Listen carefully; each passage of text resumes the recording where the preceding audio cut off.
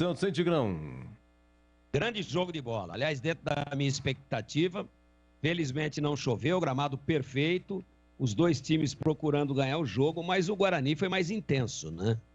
O Guarani fez prevalecer os aspectos campo e torcida, o público apoiando. Tá certo que no momento em que era melhor do que o Santos, tomou um gol num vacilo, num erro, numa linha de passes de cabeça dentro da sua grande área, que é inadmissível para um time bem treinado, mas tomou o gol. Aí não se abateu, não se desorganizou, foi para cima, foi para dentro do Santos. Era melhor quando tomou o gol e continuou melhor quando estava em desvantagem. Foi para o vestiário perdendo por 1-0 e veio para o segundo tempo e acabou empatando o jogo no gol de pênalti do Giovanni Augusto. Para mim, o melhor jogador do Guarani em campo. Bateu muito bem, depois de uma polêmica, dupla invasão, aquele negócio todo, e o Lucão bateu muito mal. O Lucão bateu no meio do gol e a meia altura. Aí é pedir para não fazer. Mas o Guarani foi intenso, fez a melhor partida dele até agora na competição, acima, inclusive, da estreia contra o São Paulo no próprio Brinco de Ouro. Deixou uma péssima impressão na quarta-feira lá em Mirassol. E hoje já recuperou essa imagem. Chegou inteiro para o jogo, com muita personalidade.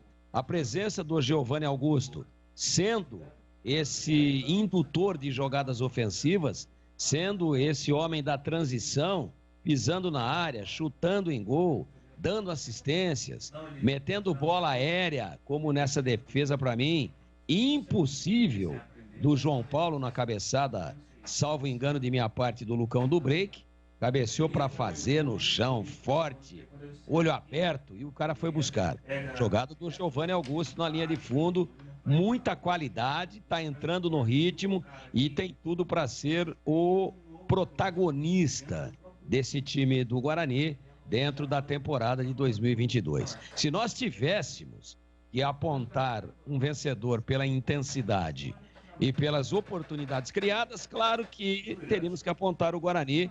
Basta ver quantas defesas importantes também fez o Kozlinski e quantas defesas importantes e algumas quase que milagrosas fez o João Paulo. Pelo menos o dobro, quase o triplo. Então isso mostra quem fustigou mais, quem criou mais, quem chegou mais e quem esteve mais próximo da vitória. Só faço um senão a atuação do Guarani, que empatou aos 14 minutos. Ele estava inteiro em cima do Santos, o Santos não tinha mais resistência física para suportar a pressão, e aí o Guarani empatou.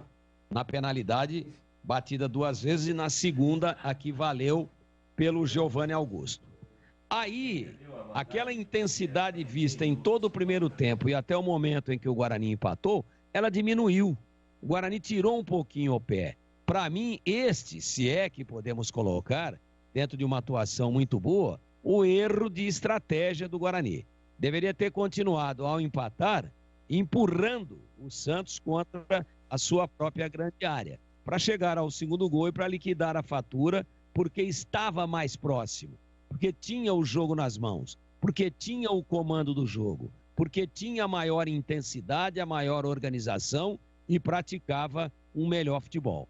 Guarani, quando fez o gol, percebendo que o Santos, que estava na frente, tomou um empate, poderia adiantar novamente as suas linhas, teve pelo menos 25 minutos ali de um jogo um pouco mais cadenciado, de um jogo um pouco mais cauteloso. E isso talvez tenha custado os 2 pontos, não perdidos. Não é perdido, não.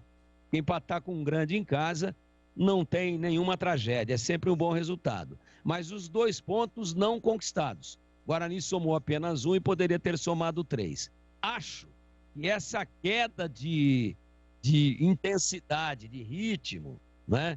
Essa verticalidade que o time tinha, que só foi retomada depois dos 40 minutos, custou esses 2 pontos. Ainda assim, jogou com autoridade, jogou com imensa organização, jogou com as linhas muito próximas, jogou de forma agrupada e criou as melhores situações e, mesmo tendo diminuído depois do empate, o Guarani fez do goleiro do Santos o craque do jogo, o protagonista, o cara que sobrou na partida e que foi inclusive eleito pela emissora que tem os direitos de transmissão, como o craque do jogo, como o destaque individual da partida, não só do lado do Santos, mas do jogo como um todo. Este fato, por si só, é suficientemente forte para mostrar quem jogou mais. Acho que se fôssemos apenas quantificar aquilo que aconteceu no jogo, e se fôssemos,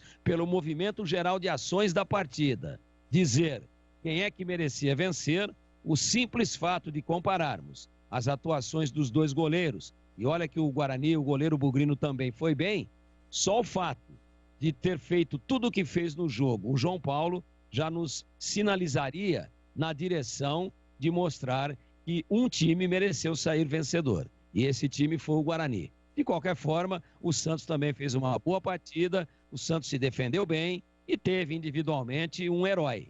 Teve individualmente um cara que fez a diferença, que foi o seu goleiro, num ótimo jogo de bola, um para o Guarani, um para o Santos, no Brinco de Ouro da Princesa, meu queridíssimo Edu Pinheiro. Muito bem, Tigrão. Um abraço para o Ricardo Alex Nogueira.